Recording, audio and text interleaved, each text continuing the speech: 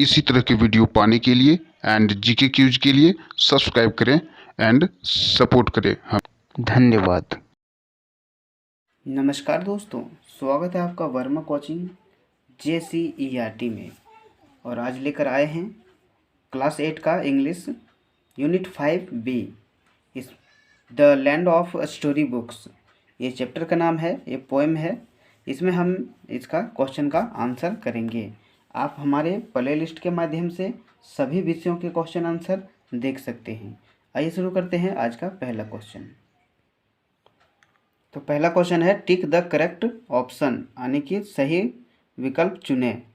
What does the poet do when his parents sit and talk in the evening, कि जब उसके माता पिता बैठते हैं तो कवि क्या करता है शाम को? तो वो कैंप में जाता है कि वो रीड्स स्टोरी बुक्स पढ़ता है? तो क्या करता है? स्टोरी बुक पढ़ता है। ठीक है, पहला का दूसरा होगा। दूसरा का है, why does the child crawl against the wall, यानी कि वह बंदूक चुराना चाहता है। क्या वो बंदूक चुराना चाहता है? तो इसका क्या है? So that no one can see him. दूसरा है, because he wants to steal the gun. इसमें बोल रहा है बंदूक चुराना चाहता है। तो इसका हिंदी 2 नंबर का जो है, हिंदी कह सकते हैं हम कि बच्चा दीवार के सहारे क्यों चलता है, यानी रेंगता है। ठीक है, क्यों रेंगता है, दीवार के सहारे क्यों चलता है? सो ताकि उसे कोई देख ना सके, या फिर वो बंदूक चुराना चाहता है तो क्या कोई उसे देख ना सके, 1 नंबर होगा। ठीक है, तीसरा है, where does the child light so that no one can see him, यानी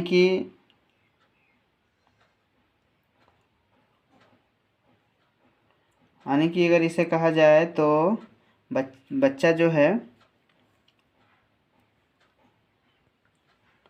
तो इसका हो जाएगा दूसरा नंबर, बिहाइंड द सोफा बैक। ठीक है, तीसरा नंबर का। चौथा नंबर है, how long does the child stay in the land of story book. तो till is time to play कि till is time to go to sleep, सोने के टाइम में। ठीक है, पांचवा का हो जाएगा। चौथा का दूसरा होगा और पांचवा का भी दूसरा नंबर होगा। ठीक है, आगे देखते हैं कि fill in the blanks with suitable word to complete the summary of the poem.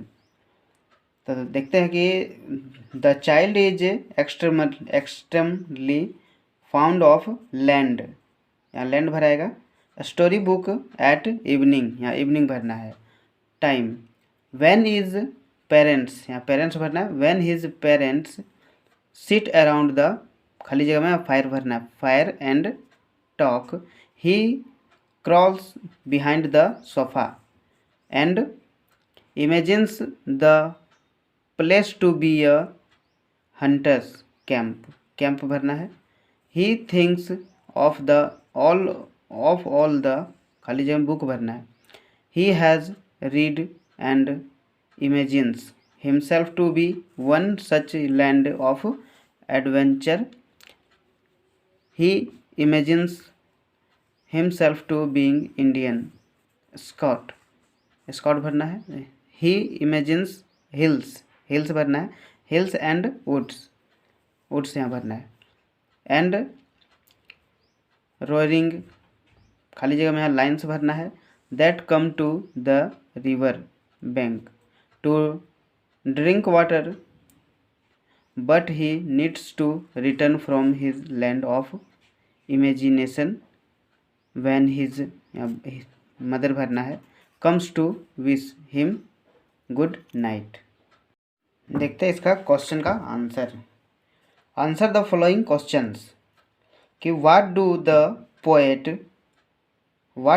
Poets parents do in the evening, कि कवि के माता पिता शाम को क्या करते थे?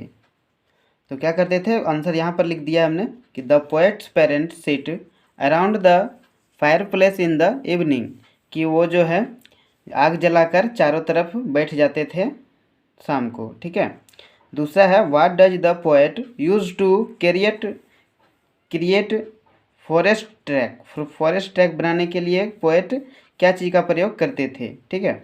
तो इसका दूसरा नंबर यहाँ पर है कि the poet crawls with his little gun in the dark along the wall to create forest track, ठीक है। तीसरा है कि describe the things the poet talks about in the fourth stanza, कि चौथी पंक्ति में कवि ने क्या क्या चीज़ का जिक्र किया है। तो चौथी पंक्ति में क्या क्या जिक्र किया? Hills, woods, river and roaring lions, ठीक है। चौथा नंबर है कि how does the author depict childhood city any symbol image और word that contribute to his depiction.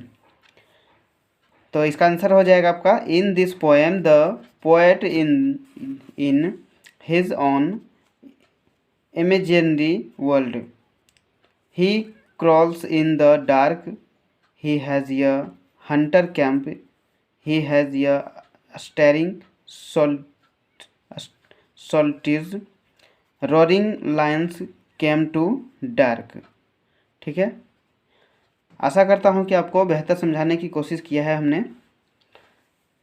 Video पसंद हो तो थोड़ा लाइक ज़रूर करें, और चैनल पर नए हैं तो चैनल को सब्सक्राइब करना न भूलें। फिर मिलते हैं अगले चैप्टर में, तब तक के लिए धन्यवाद।